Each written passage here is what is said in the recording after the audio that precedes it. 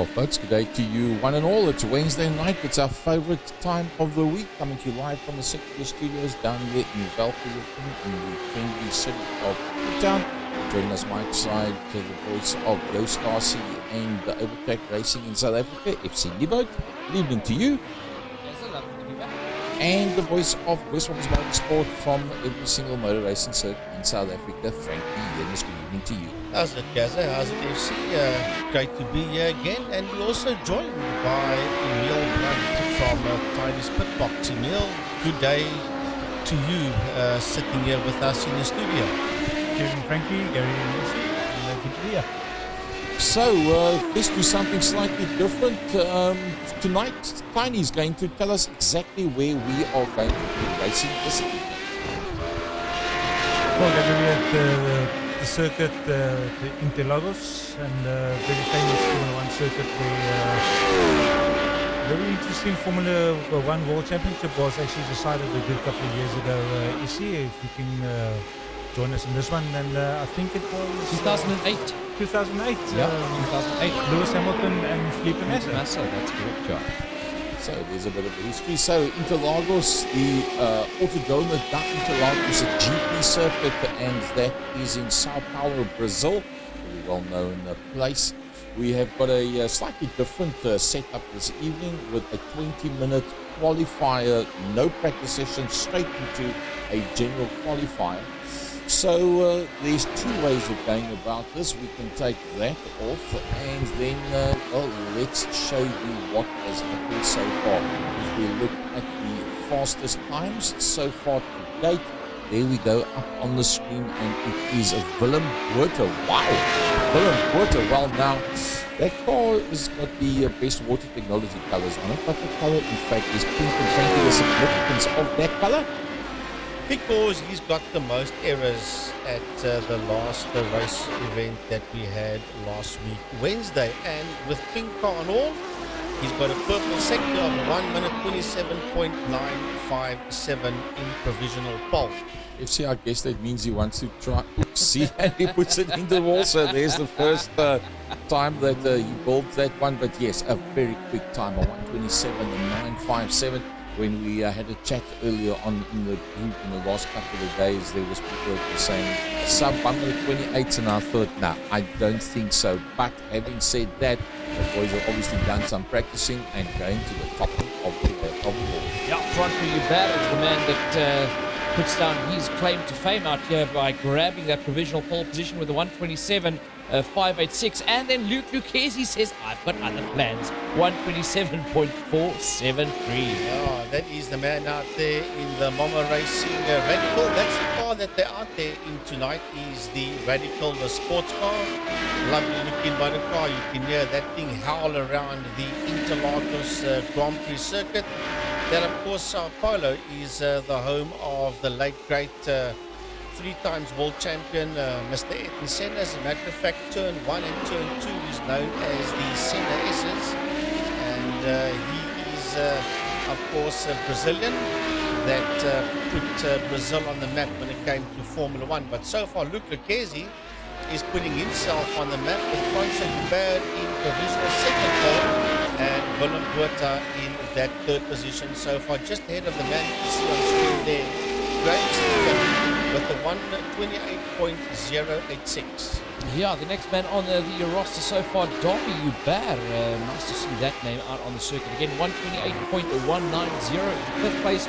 Peter Hubert is the next one in the current sixth position on a 1:28.266 in the yellow Shell car. Then behind them, Peter van der Spey is in the pit area, but Captain Pete out there in seventh position on a 1:28.294. Yeah, that's Peter van der Spey. Atti Nagel is in the 8th position in car number 10. That's the man you see there on screen with a 1:28.439 so far for Atti Nagel. And then we've got the Batmobile that is dropped down now. As a matter of fact, because Johannes van der Merwe has moved up into that the 9th position with a 1:28.669, and that is van der Merwe there. That's 72 car. He's also moving up. So he's demoted Johannes van der Merwe, and Andre Steenkamp has gone from P9 to provisional P11. Yeah, Peter van der Spey out there on the circuit now. But after Andreas Steenkamp, you've got the likes of Stephen McCarthy, who's on an outlap there in a green car that is out there in the number 18. That is Mountain Dew, the sponsors on that car. Currently 12th on the 128.804. That is 2,000ths of a second off the time of Andreas Steenkamp. Herman Lazarus out in the baby blue cheaper cars.co.za car in the pits at the moment. Robbie Teams out there in the DHL number 3 car on a 128.920.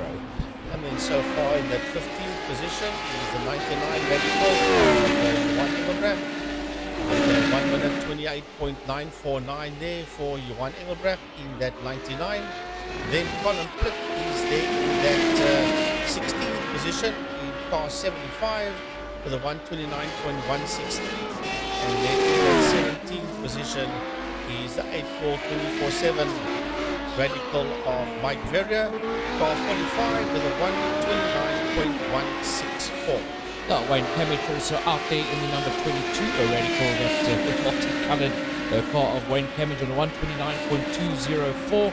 And Rainieri Baer currently 19th on a 130.075 out there in the Doritos sponsored car. And Eugene Minnock is currently the last man out on circuit with a 130.778 behind his name in that Ferrari coloured Radical. Swayze Hubert, the man that has not put up time yet, he is on his way around the circuit right now. That's the also Westbrook Technologies. Alice, it looks like the one that, and we'll see as it comes across that he's done his warm-up lap, and that's his first flying lap. It's a clear lap as well. There's no off tracks anyway. Let's see where he comes up. No, he does not. So that's obviously then his first warm-up lap as such. Another man that has not put up the time yet is Ian Biddle.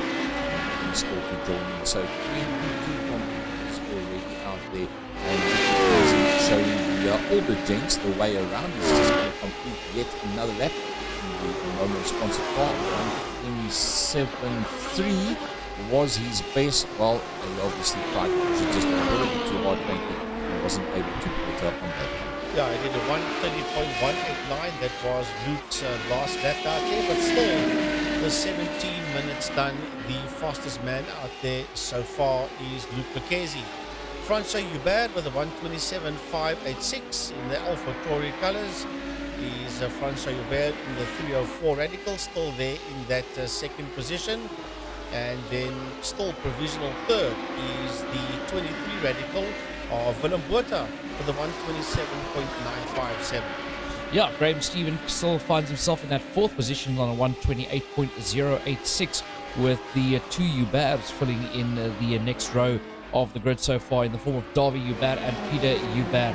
Different bit of a format here for qualifying. As Gary said earlier, normally we've got 10 minutes of qualifying where you need to complete 1 out lap and 2 flying laps.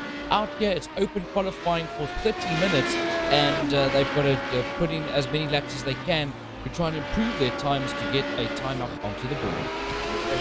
So with the 2 race wildcards, they are starting on 22 meters, 45-minute race. So that means that the cars going into the pit lane, and look at the length of the entry of that pit lane and all the way up the hill. And there you see the green car that's standing there at the front end of the pit lane. Some are working their way out of the pits at the moment. And Eugene Minnock that's on his way out of the pits. So that is going to add quite a bit of time onto your lap time when you go into the pits and have to refuel and then come back out again. Well, Tiny's sitting here with us. Tiny, you've done some homework on the engines that's been used by these Radicals. Yeah, Frankie, just having a quick look. I think the engine range from these Radicals go from the 1300cc or 1500cc version. I think they run the Suzuki-based models up to about 260 brake horsepower, which works up to about 190 kilowatts. So quite high-end engines and these cars sound pretty good. You sound good, and they are blinding the pit around the circuit. See what it looks like from. It's not like that. Let's see exactly what it looks like from the top. as you get back onto the circuit. In the hands of Peter van der Spey, who's up onto the second row of the grid. Yeah, Captain P doing pretty well. He's on that second row so far in that fourth position. And that's what it looks like on the inside of the Radical. That's a very tricky part of the track that he's going through right now. There'll be another left-hand that's heading towards the end of the lap. Not quite, yes, now he starts climbing on the gas. There is one slight little, now he starts working up, and that's a famous rocker flat you see there on that right-hand side, and that water tower as well that you see there. Now he's full tilt as he goes up the hill. Is he going to go into the pits? No, stop. That's the pit entry on the left-hand side. You've got to be very, very careful there. If you make contact with another driver going through that left-hander, well, he's either going to force you into that ball nose first as he works his way through the center S's, or he's going to force you down pit lane. But that is a lovely, lovely piece of racetrack here at the famous Interlagos circuit, going up that hill and into that left-hand sweep, which takes you onto the main straight. He's currently working his way down the back straight at this point in time, but that is just the in-car shot of what it looks like inside these Radical sports cars.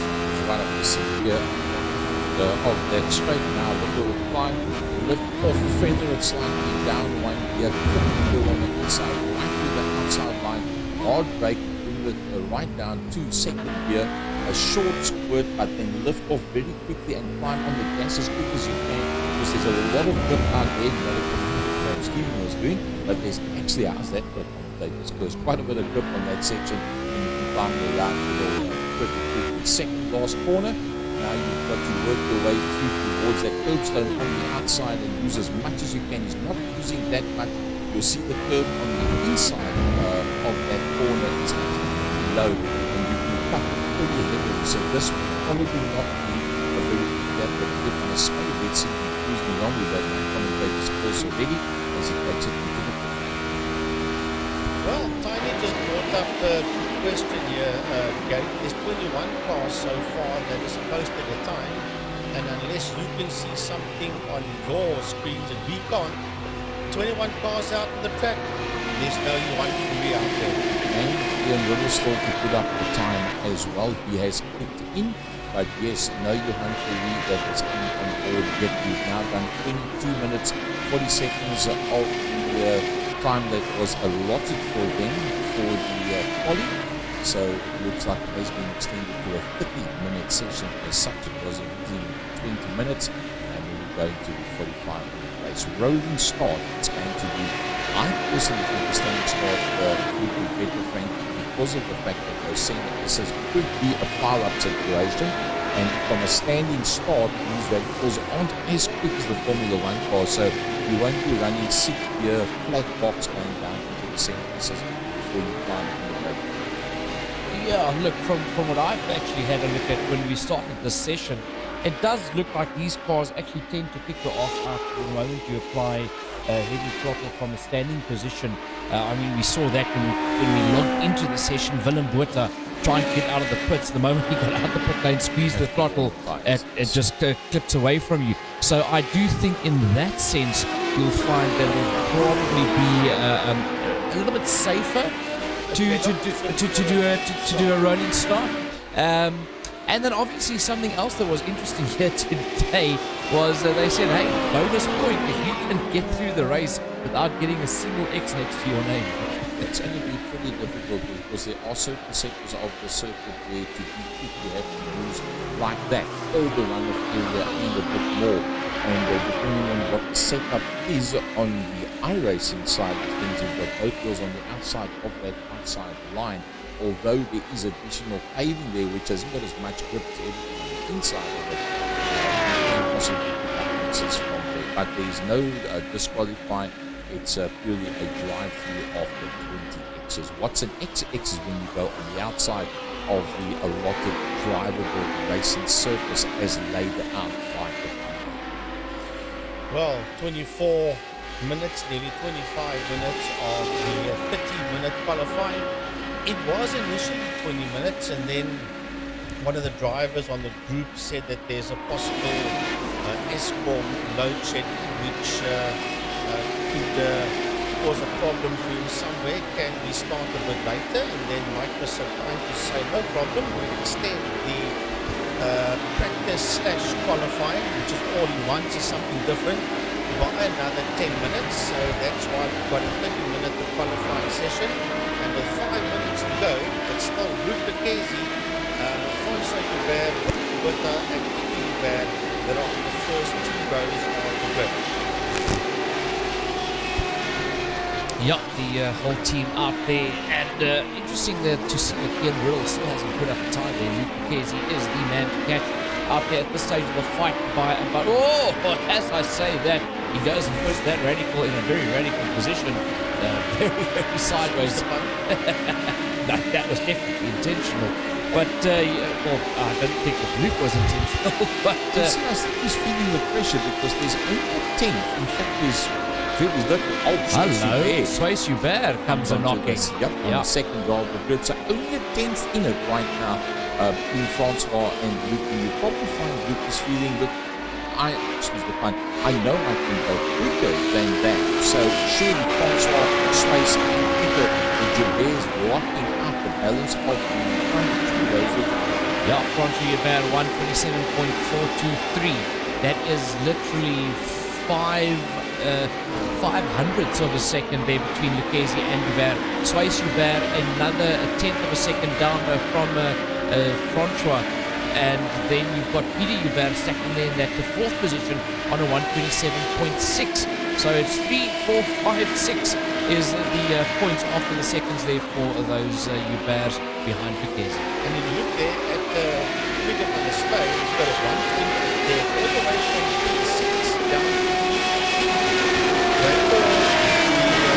low to high 28. So there's nearly 8 tenths of a second between the display that was in that 6th position all the way down to Steve McCarthy that's sitting there in the 18th position on 128.04. Let's see, he's missing out on one. We've got a 27.3, 27.4, 27.5, 27.6, a 27.7, and we're just missing out on a 27.8. The next one's a 27.9, then a 28.0, and that is 28 thousandths of a second and 86 thousandths of a second between Peter van der Spy and Williams. It's very, very tight up there in this qualifying session with just over 2 minutes left in here. Can anybody improve to take the fight to Lucchesi? Has Lucchesi done enough even with that small margin that he has? Or will we see somebody completely come and surprise us with those improvements? Time is running out. We've got 2 minutes left on the clock as we watch Sander McCarthy making his way around the last circuit. Just moving on track is Lucchesi. That 72 of Sander McCarthy currently just out the top 10. He's there in 3:11 with the 128.354. He's Sander McCarthy and the 10th opposite the 50th position is Mike Berger and Robert Teams. And Lazarus is making his way out of the pit, so is a new band and Steve McCarthy as well. But we are still watching the 72 radical. Sander McCarthy is working his way around, and there is now a minute and 15 seconds left as Luke Lucchesi sticks it back in pole position here with a 127.266. So Lucchesi deciding to say, hey, look, I know I've done enough initially, but just going to improve slightly because these guys are super, super close. Peter Joubert improves and goes up into 3rd with a 127.54. That is 5/100ths of a second faster than a Suisse Joubert. So it is getting really, really tight there from a 2nd all the way down to that 6th position. So we've got 40 seconds left on the clock, and I think pretty much the way you see them now is the way they're going to stand on the grid for when we get this 45-minute session underway. Right here with the Peter Joubert, that's the provisional 3rd, the 127.548. 2nd, 3rd, and 4th are all the Jouberts. Peter, Francois Peter, and then Suisse. They are in 2nd, 3rd, and 4th. off at this point in time. You can see Sway Subban was pushing very, very hard. They just lost the front end of the car there ever so slightly, but 24 seconds left in this one as everybody is still swarming around the Interlagos circuit here from the city of Sao Paulo in Brazil for this round of Sports and GT Master Series as time runs out and the guys will be kicked out of the system now and start to grid. There's a couple of people who's trying to put in the last effort there, but if you take it that there's pretty much one second in the top 10. So, what can I say? There's nothing much in it. Ron Engelbrecht, will he make it to across the line to maybe beat himself up before the computer bumps him off? Not totally impossible. Let's see what happens. Engelbrecht stays exactly where he's Ati Nachel actually improved there. Just on the line, he moved up into 7th position with that dice down that main straight. Yeah, he put up a personal best of a 1:27.946. So the 30-minute qualifying session is done and dusted, and we will now get ready for a 45-minute race with a 22% fuel load on board. Well, 22-litre fuel load on these radicals. And let's see, the flag is out and the guys will now start heading towards the grid, and we can get the action underway here for this round of the Sports and GT Master Series, coming to you from the Second Gear studio and coming to you from Brazil. Gary, these sim racing, do they work on litres or do they work on percentages? The way that this one's loaded, they've actually got it on litres On as such. litres, So it's okay. 22 litres, which Because some of them have been on percentages as well, seeing that it's fuel, but it's not fuel, if you know what I mean. Well, all right, FC, we're about to go racing shortly. The 30 minutes is done. The circuit has been cleared. Just a short while ago, we saw all the Radical sports cars standing there in the pit lane, and they will start to grid pretty soon, and then we'll get this one underway. Well, quite interesting. Normally what we would see by this time, you would see the computer kick everybody off. Their car is just allowed to exit the pit area, and the session is not ending. And there we go. There it goes now. So there is your grid for today's race here of a Sports and GT Master Series from the Autodromo de Interlagos GP circuit. Luke Lucchesi on pole position, alongside him Francois Hubert. Row number 2 sees Peter Hubert and Sway Hubert rounding off your top 2 rows. Then row 3 is Willem Botha and Andres Steenkamp. Row 4, Ati Nachel and Peter van der Spey. And row 5 is Graham Stephen and David Hubert. Johan Engelbrecht fills that 11th spot. Alongside him is Sandra Bakari with Mike Verrier in 13th. Robbie Teens filling up position number 14. And Lazarus and Van der Merwe loading up your row number 8. Row 9 is Renier Hubert and Ray Camage. Row 10 is Stephen McCarthy and Colin Plitt. And row 11 is Eugene Manouk and Ian Riddle, the only man that did not post the time out there. So 22 drivers out there, MC, 45 minutes, 22-litre fuel. Let's go racing in Brazil, Sao Paulo, at the Interlagos Formula One Grand Prix circuit. Yeah, Interlagos literally means between two lakes, as the circuit is built in the outskirts of Sao Paulo, in the neighborhood of Interlagos. They're built between two artificial lakes in Brazil. Everybody's starting to grid out there, and they are lined up behind the Porsche iRacing safety car, and they'll be getting off the line pretty soon. It is a rolling start. As soon as they start heading up towards the main straight, the safety car will peel off into the pits lane, and we will be racing. Well, the one person, Frankie, that you see is not there. Yep, you picked it up there. Johan Engelbrecht, that's the last man to join up on the grid. Rolling start, it's going to be. Right, so let's have a look and see. We have the lights on top, but it is a rolling start. There's the Porsche safety car that leads this group of radicals off the line. What a lovely picture that is. 22 radical sports cars busy working their way around the Interlagos circuit behind the Porsche GT safety car that leads them around. And Luke Lucchesi will have Francois Peter and Sway Hubert all over him, as well as Willem Botha.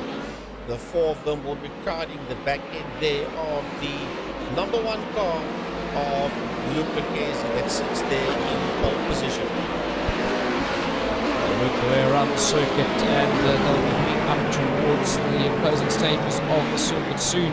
And then we will be underway here. The clock already starting to count down. 45 minutes in this one. Lucchesi will be taking them off the line. Hubert will be right there with them. Peter and Swayze Hubert would also like to be involved in this one. Peter van der Spey a little bit lower down, and he's going to have to work very hard to work his way through. Keep an eye out on Robbie Teens and Mike Verrier and Johan Engelbrecht, everybody in there as they make their way towards the start of this race. Well, they need to bunch them up a bit more. They're looking very nice at this point in time. The man that's setting the pace now will be Luke Lucchesi. The safety car will peel off to its left into the pit lane, and then the light sequence will go off, and then we'll take this one underway. There the safety car moves into pit lane. It's now in the hands of Luke Lucchesi, who is officially now the safety car. As he punches the ball up, safety car will straight up pit lane. The lights are green and away we go for 45 minutes of Radical Sports Car Racing in the iRacing Master Series here at Interlagos. Through turns 1 and 2 they go now. Oh, but there's trouble.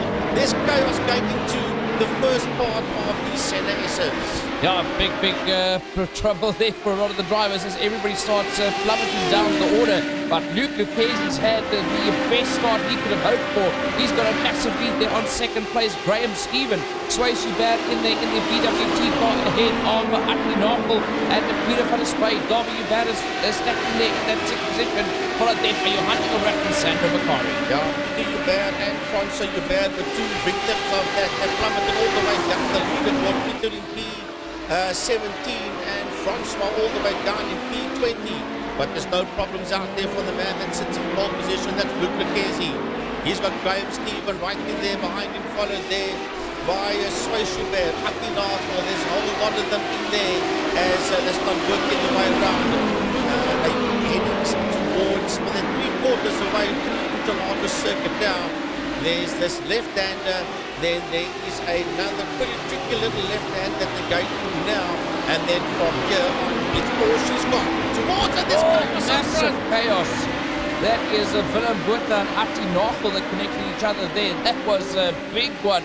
And that promotes Darby Hubert and Peter van der Spey. Van der Spey finds himself in that third position now. Darby Hubert fights back. He wants to get past, but Van der Spey says he's going to have to work very hard. That also brings Johan Engelbrecht into this one.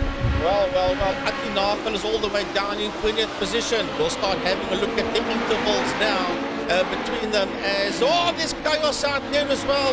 Van der Spey is dropping down that leaderboard. So is Darby Hubert. They're all dropping down that leaderboard. These guys are really, for whatever reason, battling out there. Could it be tires? Surely not. FC, we are on lap number 2. They must have heat in that rubber by now. I don't think so. I think these cars are still very tricky, and it looks like the slightest of touches can unsettle these radicals. That's how radical they are on the setup. And I think that this is definitely not the last incident like that we're going to see. No, we're not going to see the last of that. There's lots more out there. So, the man that's in third position is the 99 of Johan Engelbrecht. But look at them racked and stacked in there behind Engelbrecht. Bakari, Botha, Verrier, Hubert, Lazarus, McCarthy, Philip, and for that matter, Ian Riddle. He's right in there as well. And don't count out the Peter Hubert that's making a comeback. He's there in that 12th position. So there's a ton of them that is busy fighting there for Engelbrecht's third position. Yeah, that was Willem Botha that went very, very wide there in the PWT car. But he's stacked in there behind Sandro Bakari. Here comes Peter Hubert up on the inside there of Robbie Teens. That was Ian Riddle that he got past there.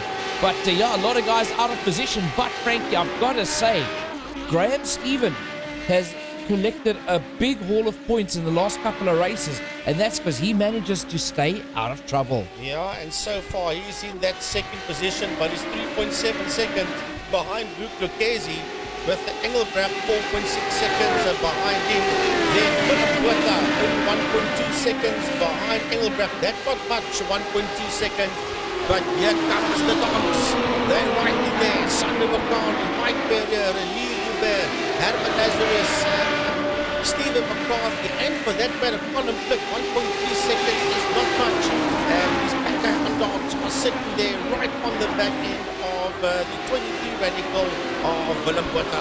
Yep, there's a lot of action that's going to still happen here in this race. We're only 4 minutes into it of the 45. And it looks like there is a contact. No, Darby Hubert and Peter van der Spey into the pit as Hubert makes his way back onto the circuit there. Peter Hubert starting to tumble, Peter van der Spey starting to tumble down the field as the rest of the field battles it out there.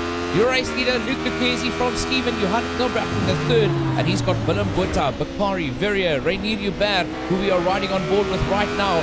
Right there is a rack stacking back in right behind him. Yeah, Hammer Lazarus, Steve McCarthy, Colin Blick, Peter Hubert, they're all in there, but keep an eye on Peter Hubert. He's going to start making his way through the field. This is Rainier Hubert, and he's right on the case of Mike Verrier. He sits there on the outside of Mike Verrier. You cannot see Mike Verrier in the right-hand side wing mirror, but Rainier Hubert is still going 101. As a matter of fact, Mike is still ahead of him. The Doc is still ahead of him as they work their way through that left-hander. So Mike Verrier is still in that sixth position, but you can see in his mirrors that Rainier Hubert, now Rainier at one stage of the game was right down towards the tail end of the field. With all the drama happening out there, so Rainier finds himself in a very good seventh position, and for that Ian Riddle that started 22nd, he's gone up 10 positions into P12. Yeah, but this fight that we're watching out here was Willem Botha passing Johan Engelbrecht, and then Sandra Bakari also worked his way past Engelbrecht, and Willem Botha made a very, very brave move around the outside there of the likes of Engelbrecht, and that left the door open for Bakari to come through as well. Engelbrecht still hanging on to that fifth position, but he's got a hard charging Mike Verrier and Herman Lazarus and Stephen McCarthy right behind them. Let's have a look at some of those previous incidents. Peter Hubert was the first man that went off track. The second man that went off track just after that was, in fact, Francois. That you see, that's the black and white one. That Sport Technologies car that was in there with him. Then Willem Botha was the next man that went off the circuit with the computer that would have been goes back onto the circuit. That was all fine and well, but then Francois Hubert got himself into a situation that was noted rather heavily by the into that same crash, which means that he had been damaged on that motor car. Also in the damage seen there was Steenkamp, and then with Steenkamp getting a bit of damage on his car, Wayne Camage that came from behind.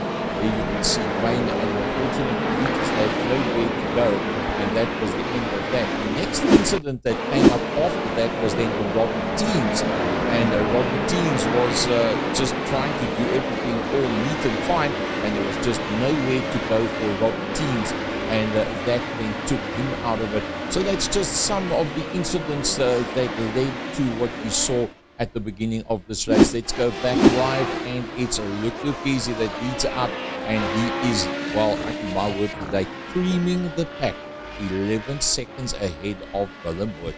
Way down the road is Luke Lucchesi. He's taken the mist away now. It's just Luke Lucchesi that stands there with Botha in the second position at FCB, crowded there by Sandra Bakari.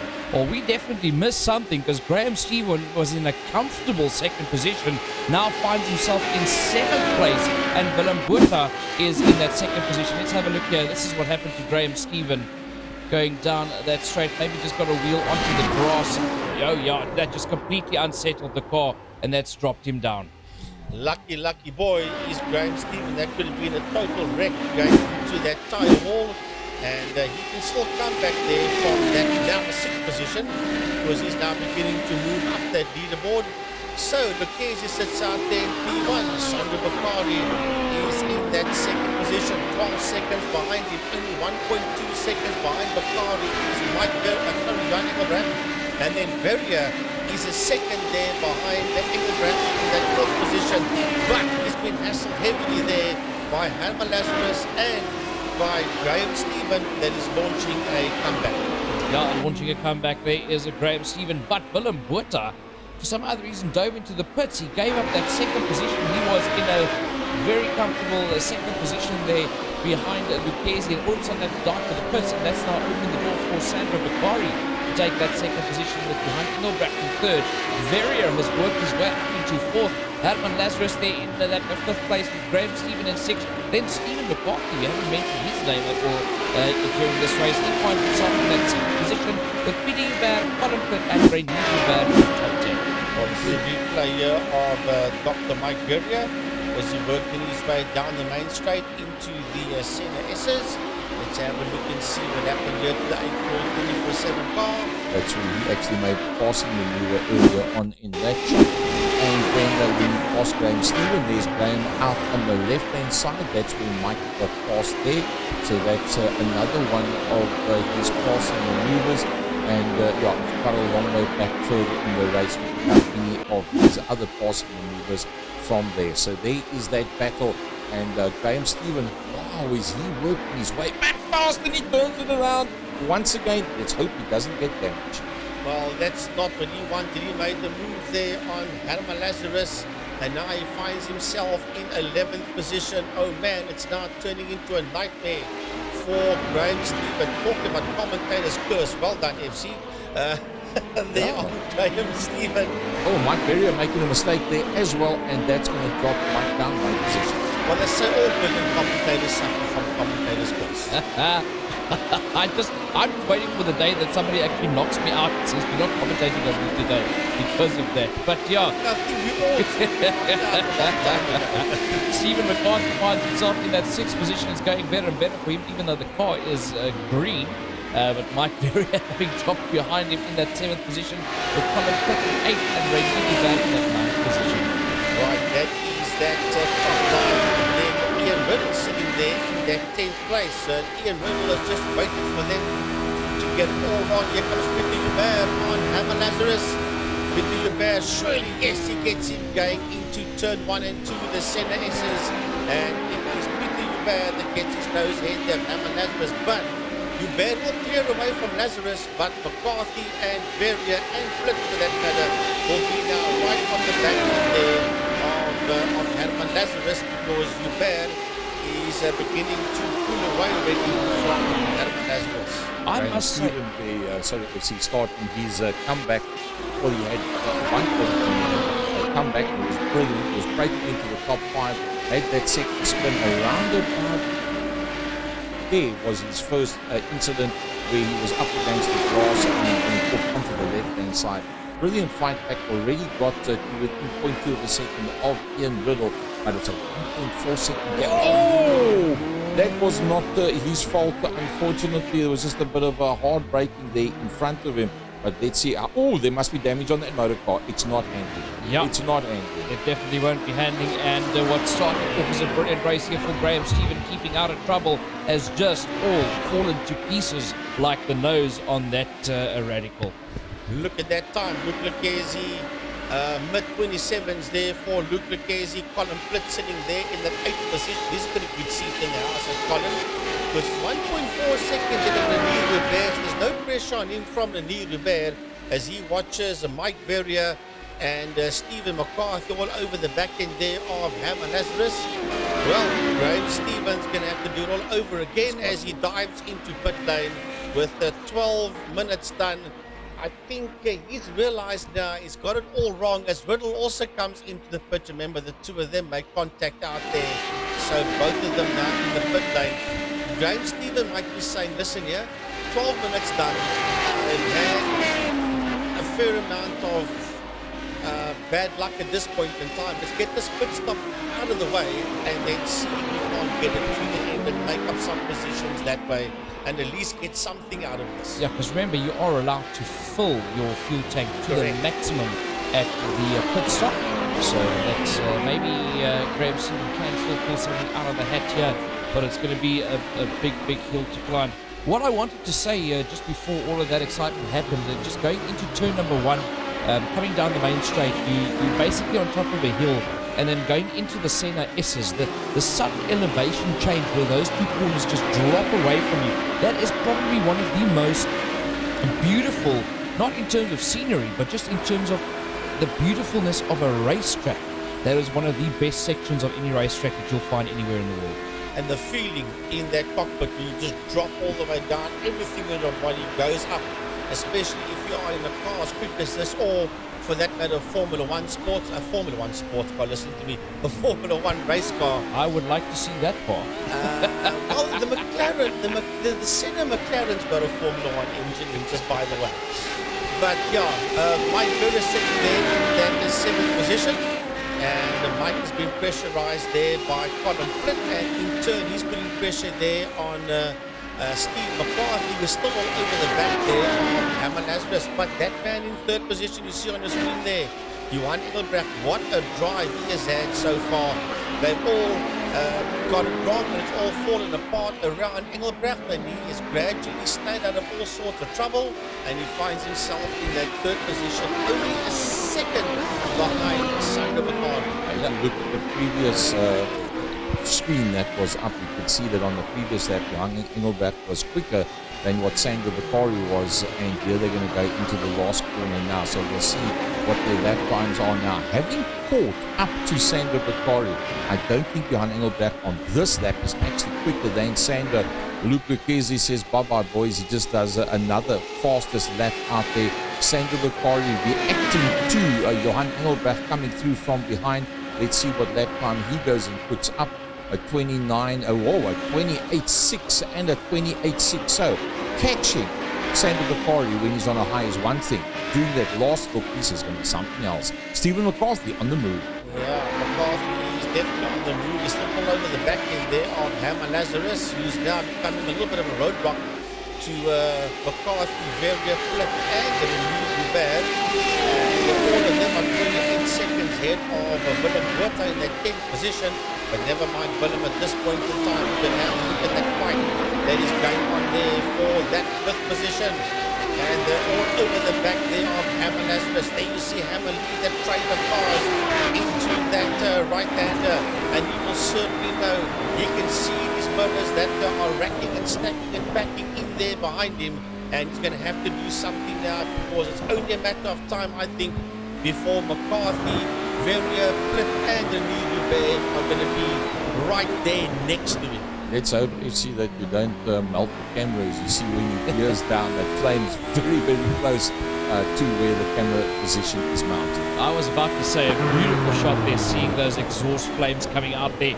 But Frankie, you used the word Herman Lazarus becoming a roadblock there for McCarthy. But in fact, not McCarthy or Verrier or any of the other guys are getting even close to Lazarus. Lazarus is actually maintaining and increasing his distance between himself and the guys behind him in the form of McCarthy and Verrier. Now, it might be because they're backing it out there, but they're not making any headway in catching the back end of the cheaper cars that's here on ZA Radio. It was in fact quicker, 28.8, 29.3, 28.9, and a 29.5. So as Sandro Bacari reacts to Johan Engelbrecht, so Herman Lazarus is reacting to the train of cars behind him.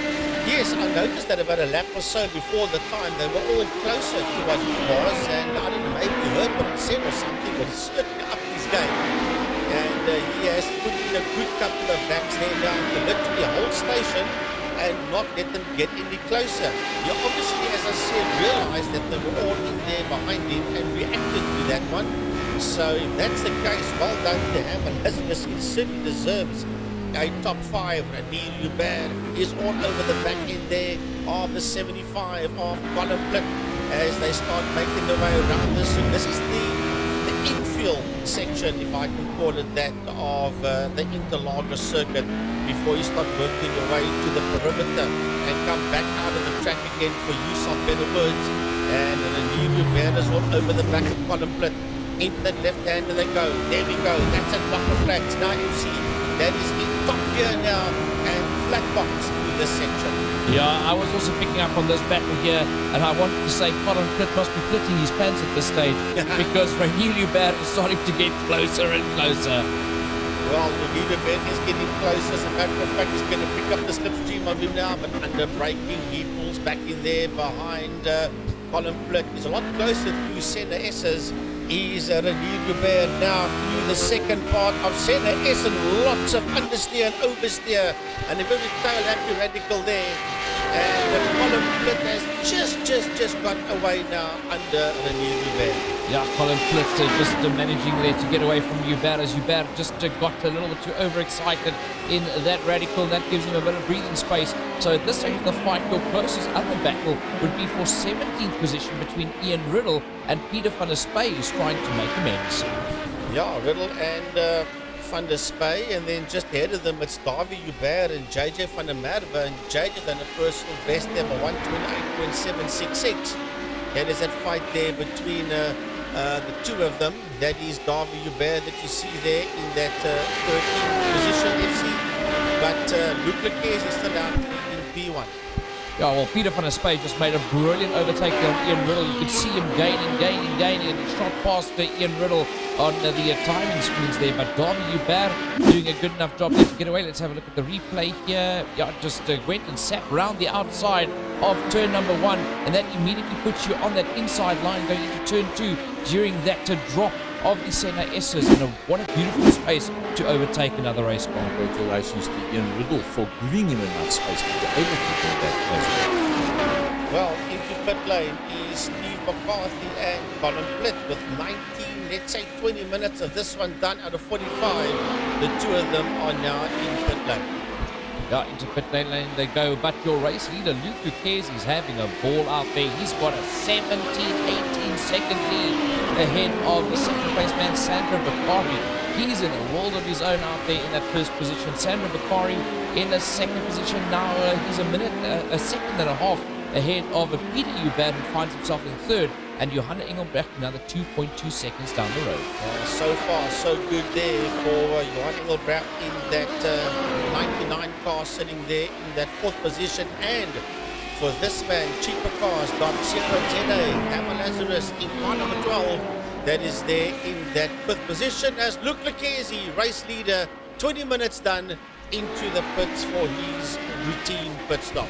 Yeah, your race leader into the pits. Will Sandra Bakari be diving in there as well, or will he be trying to make up some time and do a couple of quick laps out there? No, Bakari goes in. Peter Hubert goes in as well. Does Johan Engelbrecht? Yes, Engelbrecht also goes in as everybody now dives into the pits. Well, here comes Hammer Lazarus making his way into the pit lane. Oh. It is very, very close out there. Mike Verrier coming into the pits as well. Renier Hubert almost went into the back end there of Lazarus into pit lane. Here comes Willem Botha as Luke Lequez working his way back out of the pits onto the circuit. Will Botha dive into the pit lane? Surely he must. Yep, yeah. Into the pits goes Willem Botha. No, he doesn't. How's that for a commentator's No, he doesn't. Well, that almost seemed like it. It's Frank Francois. No. Well, that pit entrance is part of the racing line. So then you just move slightly there to your right. Fun stuff out here in this round of Sports and GT Master Series. Out here brought to you by Second Gear Productions as everybody starts filtering back out onto the circuit. Luke Lequez in the lead. Peter Hubert has actually leapfrogged Sandra Bakari. Yes, he has. He's gone up into that second. Sandra Bakari in that third, and Willem Botha got his nose ahead of Johan Engelbrecht as well. So that is Hubert that made the move there on Bakari, and Botha made the move there on Engelbrecht. So yeah, that was a little bit of the undercut that was done there on those two. Oh, remember, Botha still has to go into the pits. Yeah, As does Francois Hubert. But remember, Peter Hubert was inside and standing still for 21.8. Inside and standing still for 21.7 was Sandra Bakari. So that late braking maneuver that you saw with Mike Verrier, that was to make up time going into the pit lane as such. And while you see some people have made up and lost places in that scenario, so that entry into the pits and how to get out of the pit lane is definitely making a difference. Now, you're quite right there. Willem Botha sold us the dummy by thinking that he is going into the pits and stayed out. As a matter of fact, he's still out on track. So even though Willem is in that fourth position, he's going to have to go into the pits. That will give that fourth place then back to Johan Engelbrecht. So Davy Hubert sitting out there in that 13th position. And they are all chasing down Lazarus. Lazarus is there in P10. Colin Plitt, Renier Hubert, Davy Hubert, and for that matter, Graham Stephen, because 1.3 seconds is really nothing. and JJ van der Merwe. They are all over the back of each other there, and they want that final 10th position from Herman Lazarus. Yeah, a lot of battles still out there that will be undecided until the end of this race as they it runs a bit wide there. That is one of the Bears, I think. No, that was the Bear. Colin put all of them in there as they battled it out, and Darby Bear just managing to keep that racing line as he got past Ray Bear. Graham Stephen, I see Frankie pointing to it. It was 1.2 as they pretty much back and stack. Graham Stevens closing up. Let's take a chance. I think we must go on board with Graham Stephen and let's see if we can actually do this recovery. Somebody standing on the side of the circuit, that was Eugene Minuk. Well, watch out now for Graham Stephen. He's in that 14th position, but he's in the train of cars that is fighting for Lazarus' 10th position.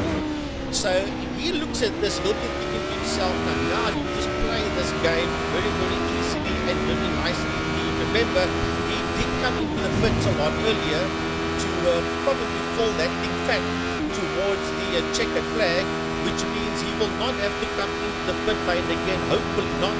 So he'll be fancying his chances for at least P10 FC, maybe even higher up. Look, if anybody can get higher up, it will be Graham Stephen. We've seen what he is capable of in the previous races, and he looks very racy out here today. And I think if it wasn't for those two mistakes, he would have been higher up. So if he can keep his nose clean for the rest of this race and actually make a couple of passing maneuvers, we'll see him well up into the top 10.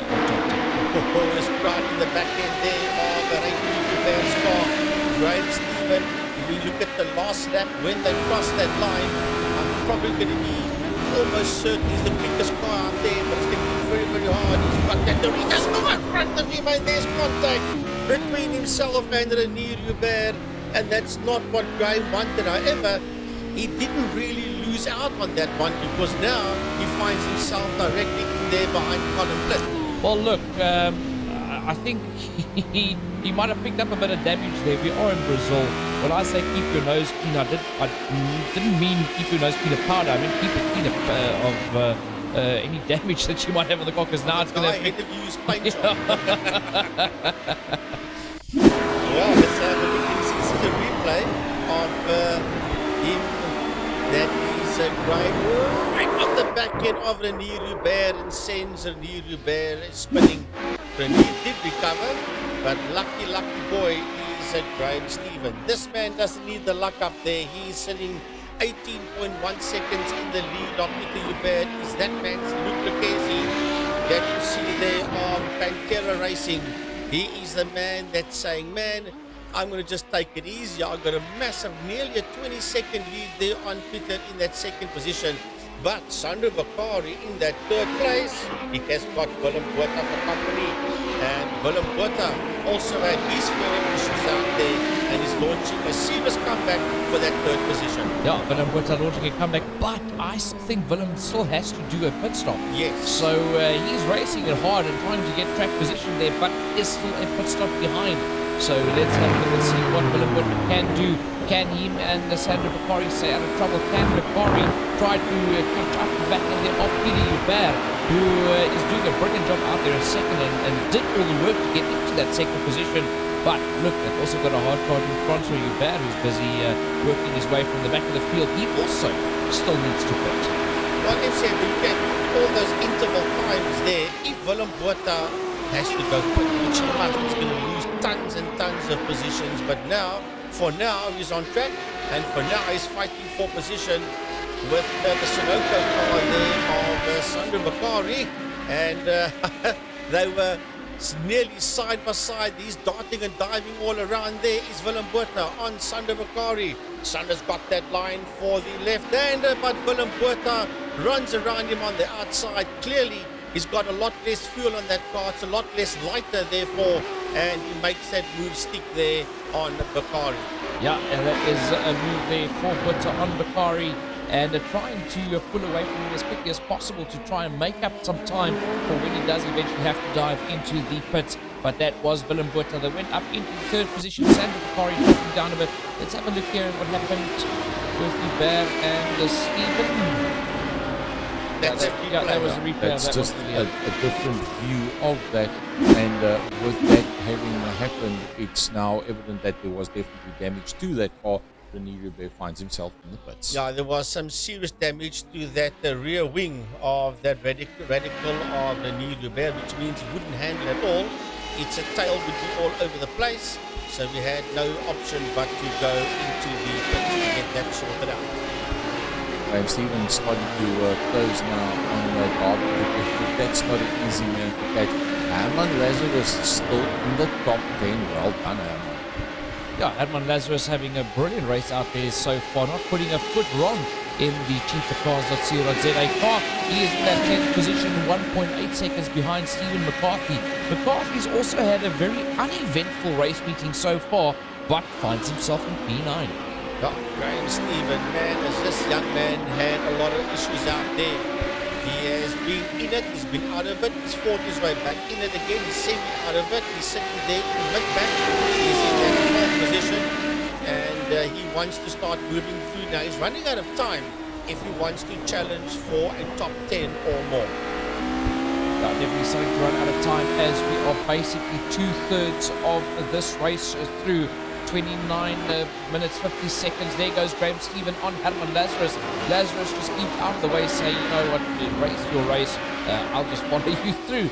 As Graham Stephen works his way up into 11th. Darby Hubert managed to get past Lazarus as well, and now he's going to set his sights on catching the back end there of Stephen McCarthy. Yeah, and as he does that, he has got Graham Stephen right there with him. This is a replay of him going past Lazarus, and then a bit later on you saw Graham Stephen for him, and now Graham Stephen is in that 11th position and all over the back end there of Darby Hubert. Up a position which might earlier past Swayze Hubert, and that could be also forward. That was when Swayze went off the circuit. So Sandro Bakari still in the top 4. It's a pretty good run for him. But, well, can he do anything about Willem Botha? Not an easy man to cross. Well, he doesn't really have to do anything about Willem Botha, because Willem Botha still has to take that pink BWP car to the pits. But here's a challenge from Stephen alongside the Darby Hubert as they go down the straight. It's going to be who's ever is the bravest heading into that braking zone, into a turn. Oh, it's close, but Graham Stephen does enough and shoots around the outside there of Darby Hubert. To the top 10 for the first time in P10 is Graham Stephen. Now there's 1.9 seconds between himself and 9th place man Stephen McCarthy, and surely he will make the move now. Yes, Sandro McCarthy has got back into that 3rd position. Why? Because there's been problems out on track there for Willem Botha. You saw him snake around all off the circuit there. He's the 23 of Willem Botha. Yeah, as that car heads towards its turn to go into the pits, those tyres would have been left with nothing in it. And the moment he put the plough pedal down, the car just went into a tank slapper and sent it flying off the circuit. Keep in mind that Willem has been into the pits earlier on. He was one of the first people that had to go into the pits, but has he got enough fuel left over? There's Willem back into the pit lane. So having said that, you can see Willem has gone back into the pits and they're now dropping down the order as he is then going to be doing his 2nd stop. So the first stop must have been for damage and or same or something similar, and now to make it juice-wise to the end with 8 minutes to go, he had to go back in. So well spotted there, thank you. That car looked very chrome by the time it made it back to the pit lane, but a quick fix and it's back out on the circuit. Word for the day by the man from Race Productions. And the word is chrome.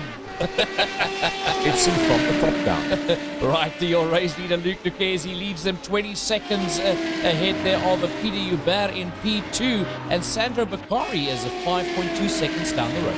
Yeah, Bakari in that 3rd position, 3.9 seconds behind him is Francois Hubert. Now, this is a lovely comeback by Francois Hubert. Remember, he was involved in that mess earlier on, and he was all the way down towards the bottom of the leaderboard, and he has slowly but surely quietly crept back up into that 4th position, and he's 9.3 seconds ahead of Johan Engelbrecht. That is there in that fifth position. Here comes the back around. This is a replay of that situation there in turn number one, right at the beginning of the race. Everybody was turned upside down. So for that 4 car to come from where you see it there in the replay all the way back up into that fourth position is subduing there by Francois Hubert. Now then in P5 you find Johan Engelbrecht. He's about 9 seconds down the road from Hubert.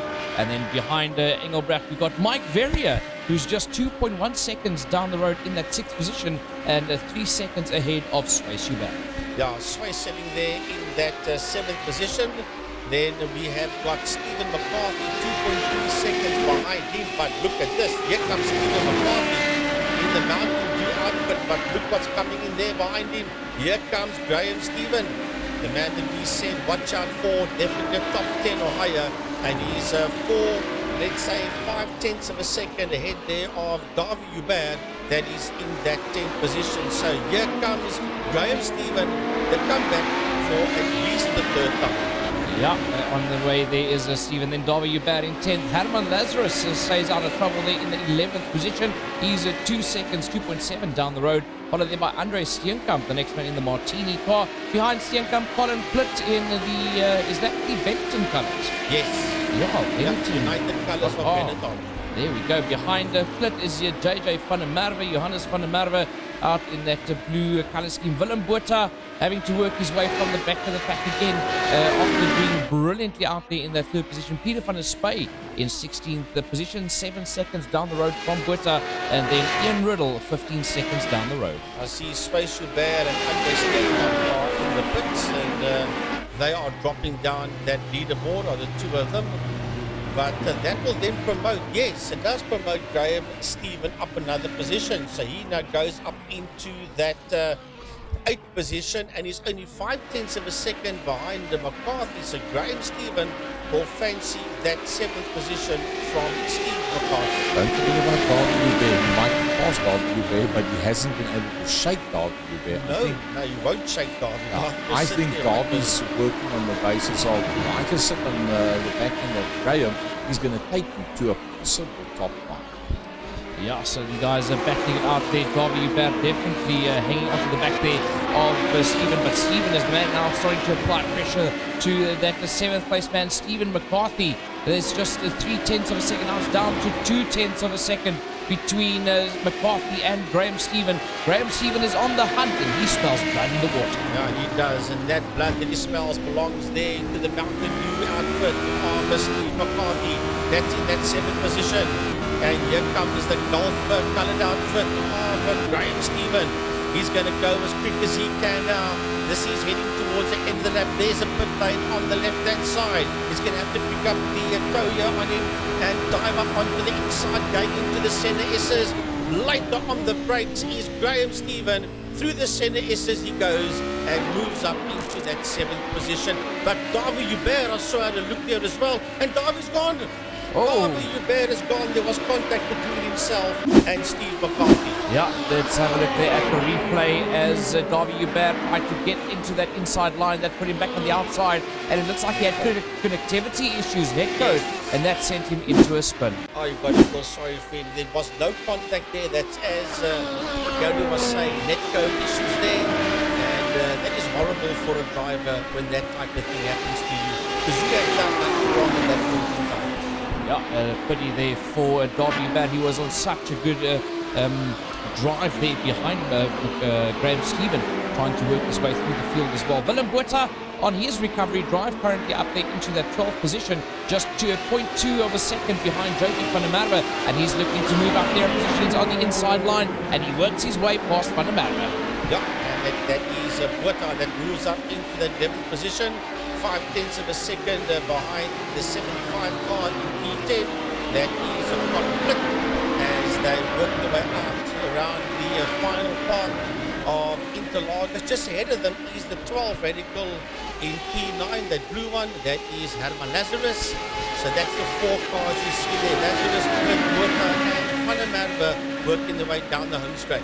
Yeah, going down the home straight now is Plitt, Botha and van der Merwe, and they're all chasing down the likes there of Lazarus. Darby back into the pits, but Mike Verrier finds himself there in that 6th position on the attack. Let's have a look here at replay on that. Darby van der Merwe working his way into the pit. Yeah, Darby Bear heading into the pit area there as well. But I thought I saw Willem Botha's car step out of shape. I could have been wrong. There's no problem out there for him, because he together with Plit and Van der Merwe was all over the back end there of the man in 3-9. That is Hammer Lazarus. You have to look at Mike Verrier. What is Mike doing? He's attacking Johan Engelbrecht for that 5th position. And there's only 8/10 of a second between Engelbrecht and Verrier behind him, 5 and 6. Darby Hubert gets back out to the circuit there behind Andre Steenkamp. But let's have a look here with at the JJ van der Merwe. He's sitting there behind Willem Botha. Botha's going to make a move there on Plit. Plit runs it a bit wide, and Willem Botha makes his way through. Yeah, Willem Botha goes through there on the column Plit, and JJ van der Merwe will be there. He's 4/10 of a second there behind Plit. There you see Plit go right behind him. He's the Wins car of Johannes van der Merwe. That is there in that 12th position, 3/10 of a second behind Colin Plit. Colin Plit there in that 11th position with Van der Merwe right behind him. Peter van der Space 7 seconds down the road. But Mike Verrier is currently sitting there right on the tail of Johan Engelbrecht. Engelbrecht might be getting into attack range here from Verrier. Just look at that. Verrier is about 3 to 4/10 of a second quicker than Engelbrecht on the last lap. He's gaining on him. It's down to 3/10 of a second between Verrier and Johan Engelbrecht. That's a lovely fight that there. Johan Engelbrecht needs a good result. We know what Johan Engelbrecht can do when he races at Kalani and in the Extreme Supercars, the Jacha Porsche. And he's more than capable of doing it in this radical. He's Johan Engelbrecht. And we also know that the Doc himself is a brilliant racer at Kalani International, and he will certainly be one of the case there, watching the lines there of Engelbrecht. FC there's a replay of Andre Steenkamp in the Martini racing car driving on the country. Yeah, that's one way of showing you what not to do with a radical out on a racetrack, eh? Don't drive on the lawn. They're not going to get anywhere with that one. So we're back to that fight there between the Doc and Engelbrecht, and then we go a bit further down. And as there you see in that blue car, he's got JJ van der Merwe there behind him, as well as Colin Plit. Yeah, Darby Hubert makes quick work there of Ian Riddle, but Ian Riddle fights back. Then Hubert seems to have made a mistake as he's lost another place there to Wayne Cammett. Andre Steenkamp seems to be in a spot to bother as well there. Here's the replay of what happened to Hubert, trying to get in there. Oh, yeah. Put them both sideways and then gets clipped by Riddle and then loses another position there to Andre Steenkamp. Just chaos out there, because Steenkamp was the last car in that Martini racing outfit when the drama happened out ahead of him. And he made That's the race with leader. Lucchese. That's race leader Lucchese that got tangled up in that one. Goodness. But Luke had a fill. Now Luke is off the circuit and Luke smashes into the tyre walls. That's a very badly damaged radical. That's a chrome radical. That's a very chrome car. It's grabbing heavily as well there, FC. Luckily, it's at the right spot to be able to get back to the pits pretty quickly. But is that car, I don't know how much further that's going to go. Is he going to make it back to the pits for that car? He's already starting to tumble down, and Luke Lucchese as he missed the pit exit. He missed the pit entrance. Yeah, he couldn't get it turned around to get into the pit You could entrance. get penalised for that. Well, there's no other way around. He's now in 4th position at this stage of the fight. So what does Mike Verrier do at this stage of the fight? He says, "Hi, Luke."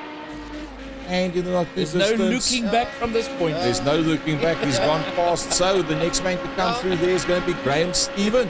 Graham Stephen is on his way up, and he's up into that the 5th position already. Stephen McCarthy now comes through there as well, as does Willem Botha ahead of Luke Lucchese. So having looked back, excuse the pun, at the rest of the pack for just about 41 and a half minutes, all of a sudden it all goes wrong. Yeah, well, you can imagine Luke Lucchese fuming at this point, having not put a single foot wrong in this race. He was leading it by 21 seconds to then be tangled up in a backmark squabble, and then having to crab back, miss the pit entrance completely, and then dropping all the way down to where he has. that I cannot imagine that man being very happy at this point in time. Oh, that thing won't go. It's crabbing all over the place. That's the replay that we're seeing there. Then smashes into the barriers, and then just before pit entrance gets it wrong again and nails the barriers for another time. I think that's a replay of that same one.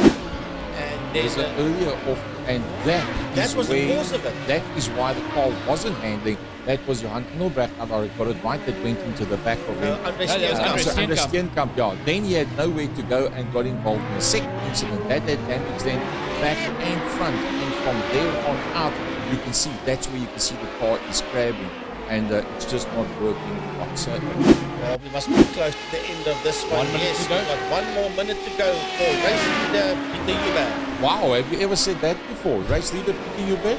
I don't think so. Now, I've seen Francois Hubert before, but never Peter Hubert. Is this not a maiden victory for Yes. Peter Hubert? I Will think be. so. And this is everything working together. And remember, last time out, we still mentioned Peter Hubert also had a solid race out there, working himself, I think, into the top 3 or 4 Yes. of the race as well. Yes. And another solid performance by Peter Hubert. And this time it's paid off with a possible race win looming about 20 seconds from now. Well, let's have a look and see. I think he's going to have to do another lap unless he slows it down, which he could, because there's 8 seconds between himself and Sandro Bakari. The time is running out. He's confident. Check it there, check it out, check it is out. Check it flag is out. There we go. Well done, Peter Hubert. Maiden race victory at iRacing Sports and GT Master Series. A victory at Interlagos. Sandro Bakari brings it home in P2. Francois Hubert brings it home in P3, 9/10 of a second down the road. And then now we're going to have to wait 20 seconds for Mike Verrier to bring it home in 4th. Oh, well done, Sandro Bakari. Well done, Francois Hubert. And super well done to Dr. Mike Verrier. Gets a top 5 in that 4th position. And brilliant. What a fight back here by Graham Stephen. I said fancy 10 or higher. He gets that 5th position. And Willem Botha coming home in P6. Followed there by Steve McCarthy, Herman Lazarus, Jacob van der Merwe, Colin Plitten. Only then Luke Lequez ahead of Peter van der Spey. Yeah, Peter van der Spey brings it home in that 12th position. Johan Engelbrecht will be the next man to come around that final corner in that radical of his, making his way towards the start finish line. There he crosses the line in 13th. Next man will be Wayne Camage. He's 17 seconds down the road, and barring any major problems, I don't think Sway Hubert is going to catch him. No, Cabbage will be okay. No, there's nearly 6 seconds between himself and Sway Hubert. Here comes Cabbage across the road, across the line, I should say, on the road. And then we have got Swayze that crosses the line there, followed right behind him, 9/10 of a second, by Andre Steenkamp. Yeah, Wow. Ian Riddle, the next man through in 17th. Ati Nachel brought it home in 18th, followed by Rainier Hubert, Robbie Teens, Darby Hubert, and Eugene Manuk. Well. This is going to be difficult to choose a driver of the day, to choose hard luck. There's so many names that pop up here. Peter Hubert is one for Yeah, the maiden look, I'm going to say my driver of the day, Peter Hubert. I mean, we've that is seen him. that was my choice as well. We've He's seen never won him before. We've seen him improve a race after race, working himself up into the top points, staying out of trouble, and actually it's paid off so well for him with that maiden victory. So my driver of the day, definitely Peter Hubert. And my comeback of the day goes to Francois Hubert, because it was all the way down in about 19th position. And my fight back of the day would go to Graham Stephen. Yeah, gotta be Graham Stephen. Bad luck of the day, ex-race leader Luke Luke Lucchesi Lucchesi. Yeah, all did the way nothing down to wrong the 11th. whole day. And what does he have to show for it after leading 99% of the race, a lowly 11th position? So, yeah, definitely. Another name that one can mention is Johan Engelbrecht. He was sitting in that top group Yes. as well, and he finishes all the way down in that 13th position. So Ati Nagel as well had a great qualifying, didn't do too bad. He was involved in that first lap pile up and drops all the way down into 18th, and he's the first car that goes one lap down as well. So excellent stuff out there in this race this evening. Yeah, brilliant stuff there. And just purely because we haven't done it, because we're not used to seeing some of these names that are up. Your race winner, Peter Hubert in P1. Sandro Bakari had a solid one in P2. Franco Hubert brought it home in third, followed by Mike Verrier, Graham Stephen, Willem Botha, Stephen McCarthy, Herman Lazarus, JJ van der Merwe, and Colin Plitt rounds off your top 10. And what is nice about this, FC, and you just said it now, there's a whole list of new names in the top half of that leaderboard.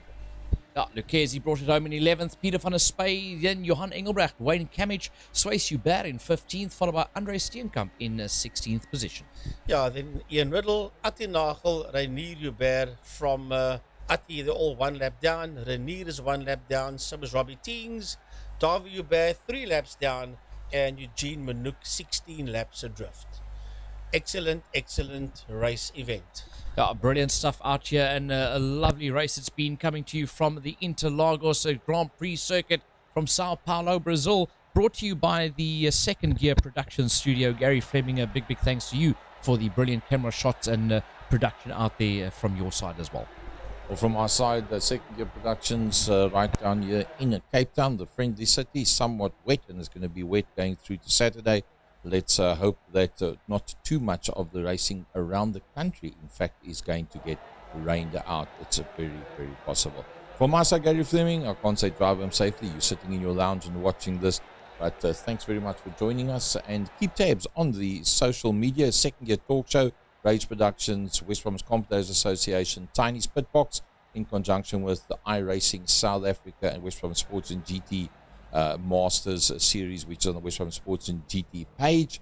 And then also keep an eye out on iRacing South Africa for the information on touring cars, the GTE and the Porsche Cup, which is coming up in the not too distant future. So folks, that's all for tonight. Thanks very much for watching us. Good night to you, one and all.